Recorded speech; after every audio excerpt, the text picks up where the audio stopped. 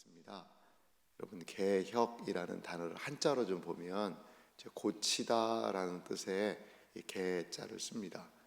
그리고 이 혁이라는 단어가요, 참 재밌는 단어를 썼어요. 무슨 혁이냐? 가죽 혁자를 씁니다. 그러니까 개혁이 뭐죠? 가죽을 고치는 게 개혁이다라는 거죠. 이 가죽을 고친다라는 것은 어떤 의미가 있을까요? 이제 가죽이라는 게요, 가죽으로 여러분 북이라는 것을 만든다고 생각을 해보세요. 이제 북을 만들려면 가죽을요 어떻게 해야 되죠? 팽팽하게 당겨야 됩니다. 그래야지 북이 둥둥둥둥 소리가 울리지 않겠어요? 가죽을요 좀 느슨하게 하면 어떻게 돼요? 퍽퍽퍽 소리가 납니다. 맑은 소리가 안 나요. 그러니까 개혁은 느슨하게 하면 안 되는 부분이 있는 것 같아요. 그렇다고요, 개혁을 한다고 가죽을 어떻게 해요? 세게 당기는 거죠. 그럼 어떻게 돼요? 가죽이요 착 하고 찢어져 버려요. 그래서 이 가죽의 기능을 못합니다. 버려야 됩니다. 실패한 개혁이죠. 그러니까 너무 세게 당겨도 문제가 발생하고, 너무 느슨하게 해도 문제가 발생하고, 이 적당한 강도로 이 가죽을 당기는 것, 그것이 무엇이냐? 그게 바로 개혁이라는 거죠. 오늘 우리가 읽었던 느헤미야 5장을 보면 총독으로 이스라엘 백성과 함께 귀환한 느헤미야가 했던 개혁의 모습을 볼 수 있어요. 특별히 어떤 개혁이 이루어지고 있죠? 백성들 안에서 있는 경제 문제예요. 이자를 받고 사람들에게 돈을 빌려주고, 그리고 돈이 없으니까 땅을 담보 잡혀서 돈을 꾸어 쓰고 갚을 능력이 없어지고. 근데 거기에 가장 중요한 문제가 뭐라는 거죠? 이자를 너무 많이 받는 거예요. 이자를 너무 많이 받으니까 이 원금은 고사하고 이자 갚다가 아무것도 하지 못하고, 심지어는 오늘 성경 본문 보니까요, 자녀들이 종으로 팔려갑니다. 돈 못 갚으면 어떻게 되겠어요? 돈을 마련하기 위해서 자녀들을 팔 수밖에 없는 이런 끔찍하고 비참한 상황이 놓여 있다라는 거죠. 오늘 성경 말씀 5장 1절을 이렇게 시작해요. 그때 백성들이 그들의 아내와 함께 크게 부르짖어 그들의 형제인 유다 사람들을 원망하는데, 백성들이요 이 가족이 함께 크게 부르짖었다고 얘기를 해요. 그러니까 더 이상은 버틸 수가 없는 거죠. 더 이상은. 그래서 그들의 형제인 유다 사람들을 원망한다. 참, 그냥 유다 사람들을 원망한 게 아니라 그들은 누구라는 거죠? 형제예요, 형제. 같이 포로에서, 같이 페르시아에서 귀환해서 온 사람이든지, 아니면 먼저 정착해 있던 사람이든지 한 형제라고 찾아왔는데, 이들에게 형제들이 오히려 어려움을 주고 있다라는 거죠. 5절 말씀 보실래요? 우리 육체도 우리 형제의 육체와 같고 우리 자녀도 그들의 자녀와 같거늘 이제 우리 자녀를 종으로 파는도다. 우리 딸 중에 벌써 종된 자가 있고 우리의 밭과 포도원이 이미 남의 것이 되었으나 우리에게는 아무런 힘이 없도다 하더라. 아멘. 참 매우 비참한 상황 아닙니까? 우리의 육체도 우리의 형제와 육체와 같고 우리 자녀들도 그들과 똑같고, 그런데 이제 자녀들을요 종으로 팔아야 되는 현실이 되어버렸다는 거죠. 우리의 밭, 포도원이 이미 다 남의 것이 되었어요. 그런데는 우리에게는 이것을 다시 회복하고 찾아올 아무런 힘이 없도다, 이렇게 이야기를 하고 있어요. 여러분, 인간은 어떤 존재일까요? 우리는 자본주의라는 체제 속에 살고 있잖아요. 자본주의의 가장 기본적인 건 무엇일까요?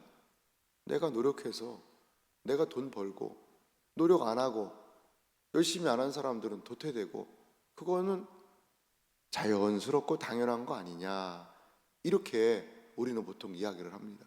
그래서 우리 시대를 무슨 시대라고 그래요? 무한 경쟁의 시대다, 이렇게 많은 사람들이 이야기를 합니다. 그런데 여러분, 이 자본주의라는 것이 나온 게 얼마나 됐을까요? 원래부터요, 자본주의라는 이 체제가 역사에 등장한 것은요, 그렇게 오래되지를 않아요. 오래되지를 않습니다.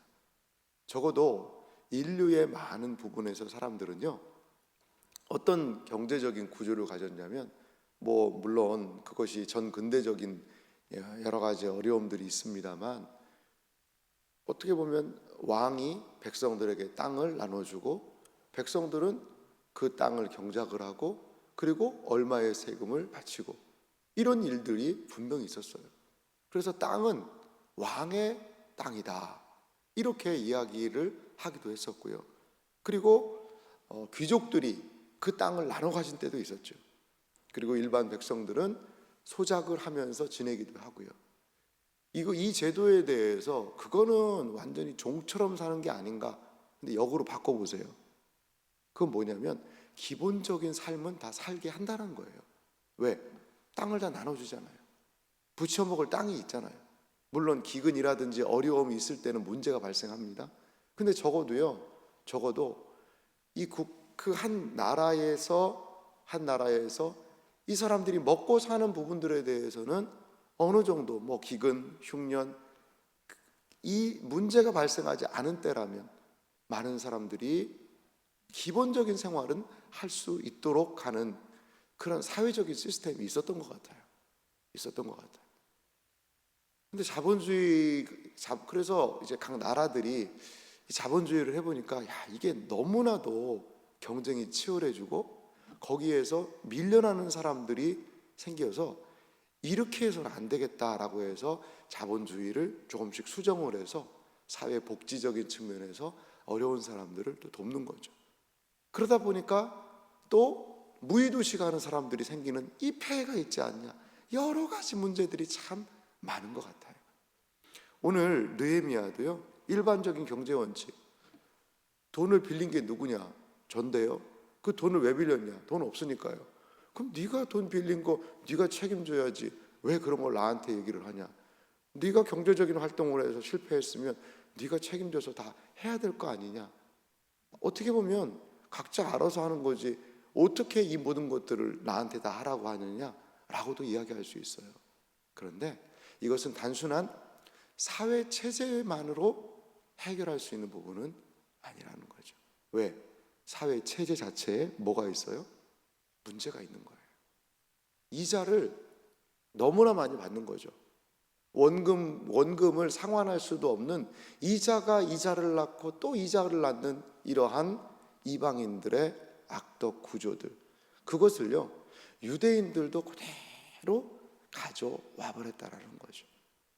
그래서 이제 이러한 일반적인 사회 시스템 구조 안에서 이 문제를 바라보지 말자라는 거죠.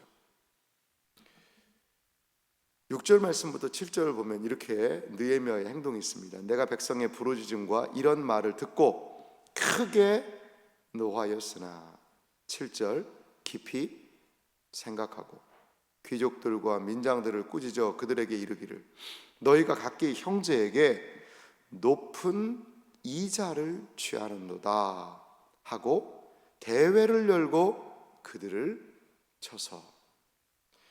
느헤미야의 마음 가운데 울분이 있는 거죠. 이렇게 한 형제들끼리 어떻게 이렇게 높은 이자를 받으면서 형제들을 종으로 팔려가게 하고 이럴 수가 있느냐. 그런데요, 막 느헤미야는 상당히 신중한 사람 같아요. 막 화를 낸다든지 그냥 감정적으로 대처하는 것이 아니라 7절에도 뭐라고 얘기하고 있어요? 깊이 생각하고. 참 이 정신이 필요한 것 같아요. 아무리 정의롭고 아무리 옳은 일이라 하더라도요, 깊이 생각하는 게 필요한 것 같아요. 끌어오르는 감정으로 이야기하다 보면 아무리 좋은 명분이라 하더라도 그릇되게 그릇되게 행동할 수밖에 없는 것 같아요. 느헤미야는 분명히 이 일은 잘못된 일이다 알았어요. 하지만 그는 어떻게 행동했죠? 깊이 생각합니다. 그리고 문제의 핵심이 되는 사람들에게 분명한 메시지를 줍니다. 귀족들, 민장들, 이들을 꾸짖었다라는 거죠. 8절에 어떻게 꾸짖는다 볼까요? 그들에게 이르기를 우리는 이방인의 손에 팔린 우리 형제 유다 사람들을 우리의 힘을 다하여 도로 찾았거늘 너희는 너희 형제를 팔고자 하느냐? 더구나 우리의 손에 팔리게 하겠느냐 하며 그들이 잠잠하여 말이 없기로. 아마도 느헤미야는 이제 2차에 걸친, 3차에 걸친 세 번째 포로 귀환을 하지 않습니까? 이 포로를 귀환해서 갈 때 이 페르시아에 어떤 분들이 있었냐면 유대인들이 있었는데 그 중에 일부 사람들이 여러 채무 관계, 어려운 관계로 페르시아 사람들의 어떻게 보면 종이 됐을 수도 있을 것 같아요. 이런 상황을요 느헤미야가 보니까 너무나 마음이 아픈 거예요. 저도 고국에 돌아갈 수 있을까요? 느헤미야 선생님, 당신은 지금 어떤 상황인데요? 제가 부채 문제 때문에 이렇게 지금 이 집에 팔려와 있어요. 저도 고향 땅에 가고 싶어요. 그렇습니까? 그러면서 돈을 지불을 해가지고 이제 이 사람이 우리가 이제 고향으로 가야 되는데 선처해 주시오. 돈은 지불할 테니 이제 그 노예에서 풀어주시오. 아마 이런 식으로 해서 많은 유대인들을 데려온 것 같아요. 그런데 지금 어떤 일이 유대 사회에 이루어지고 있습니까? 높은 이자를 감당하지 못하자 자녀를 팔고 자신이 종으로 팔려가고 그래서 같은 형제의 종이 돼버린 거죠. 이러한 안타까운 현실, 그것에 대해서 느헤미야는 분명하게 말하고 있습니다.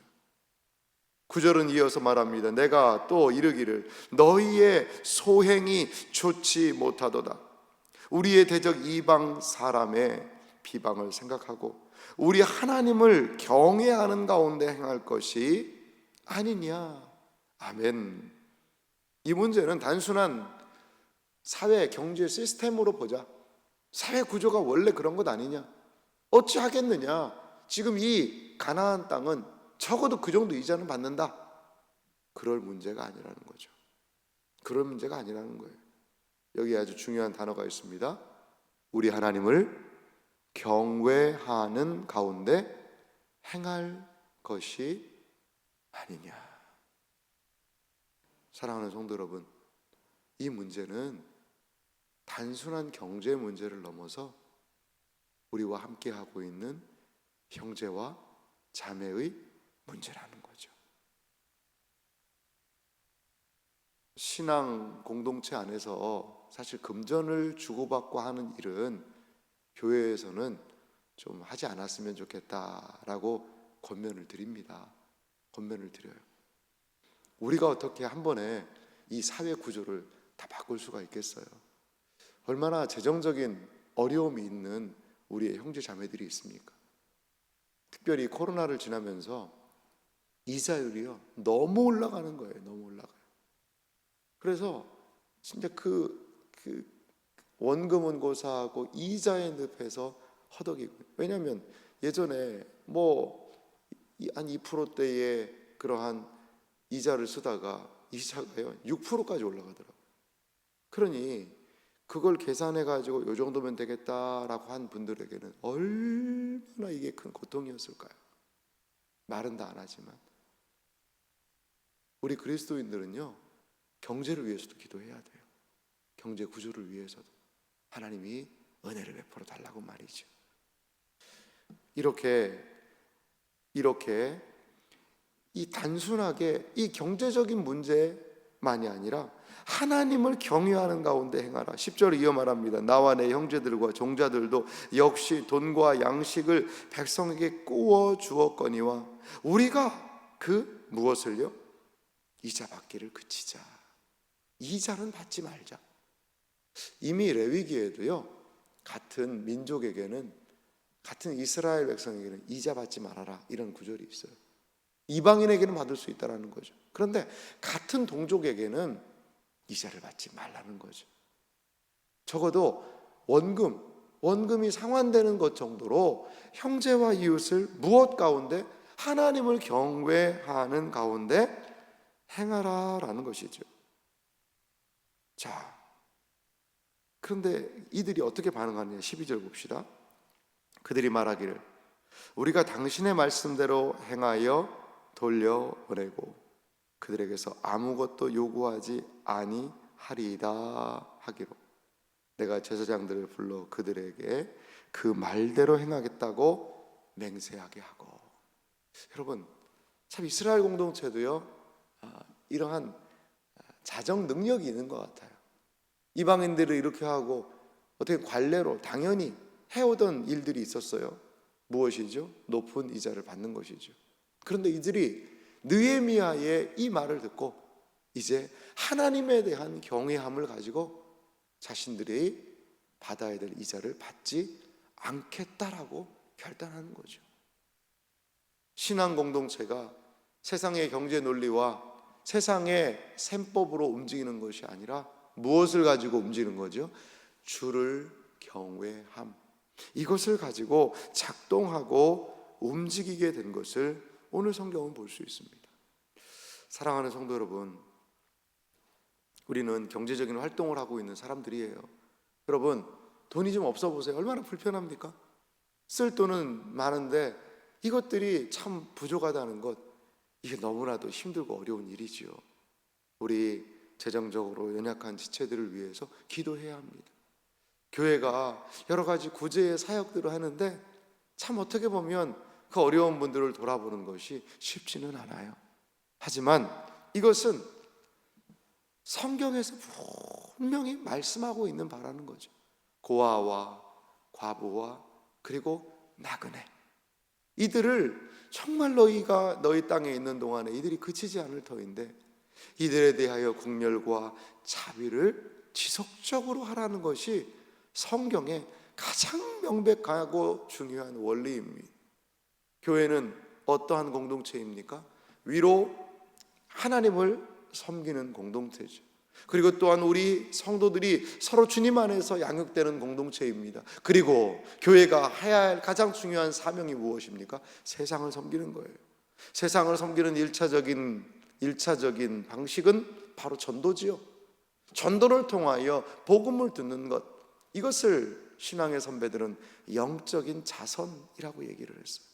그리고 또 하나, 연약하고 힘들고 어려운 자들을 교회가 세상을 그렇게 구제하고 섬기는 것, 이것은 교회의 가장 중요한 삼중 사명이라는 거죠.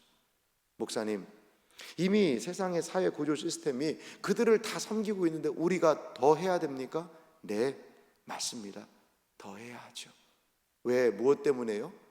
그래도 여전히 부족하고 연약한 사람들이 많기 때문에 그래요. 사회 시스템이 다 걸러내지 못하는 분들이 많다는 거예요. 동장님하고 한번 이야기하는데 그런 이야기를 하세요. 정부에서 이러한 양곡 지원 사업이 있대요. 그래서 어려운 분들 나눠주는데 이제 복지사님들과 지역 관내를 돌아보는데 저분은 좀 도와줬으면 좋을 텐데 라는 분들이 있다는 거죠. 근데 도와주는 것은 제한적이고 늘 마음에 어려움이 있었다라고 이야기하더라고요. 그래서 그러면 그 중에서 저희가 10명은 교회가 좀 책임져 보겠습니다 그랬더니 너무 좋아하세요. 그래서 우리의 러브미 사역이 진행되고 있지 않습니까? 요즘에는 무료 급식을 하고 일부는 무료고 좀 돈도 냅니다만 노인복지관 같은 경우에도 늘 쌀이 부족하대요. 여러 가지 그 빠듯한 그 안에서 하기에. 그래서 여기도 좀 지원을 해야 되겠구나. 또 한 성도님이 또 쌀을 가져오셨길래 이번에는요 한 40kg 보내드렸습니다. 여러분, 지역사회를 섬기는 일, 이것은요 주님이 기뻐하시는 일이에요. 그리고 교회가 존재하는 이유라는 것입니다. 이렇게 우리는 우리의 이웃, 형제와 자매의 고통과 연약함을 돌아볼 수 있어야 하는 것 같아요. 격려도 해주고 또 따뜻한 밥 한 끼, 그리고 내가 경제적인 여건이 좀 허락이 된다면 큰 금액은 아닐지라도 이거로 맛있는 거라도 한번 사 드세요 라고 서로 섬기는 것, 이런 일들을 통하여 우리는 이것이 단순히 내가 저 사람에게 무슨 자비 하나 베풀었지 그 정도가 아니라, 이것은 무슨 일이라고 느헤미야가 얘기하느냐? 하나님을 경외하는 일이다. 이웃을 섬기는 것은요, 하나님을 경외하는 일과 연결되어 있다라고 오늘 느헤미야가 말하고 있는 것이지요. 사랑하는 성도 여러분, 우리의 이웃을 돌아보고 기도하고 섬기는 우리의 삶이 됐으면 좋겠어요. 가난하고 힘들고 어려운 사람이 아예 없을 수는 없을 것 같아요. 그것의 해결은 아무도 못합니다. 그것을 해결하실 분은 다시 오실 예수 그리스도밖에 없어요. 이 땅에 연약한, 육신에 연약한 죄가 공존하는 이상 이 문제는 정말 해결하기 어려운 문제거든요. 하지만 이 땅에 우리가 존재하는 동안에 주님의 백성들, 주님이 원하시는 일들을 감당하고 주님을 경외함이 이웃을 섬기는 것 안에서도 나타나게 되는 놀라운 은혜가 우리 모두에게 있기를 주님의 이름으로 축원합니다.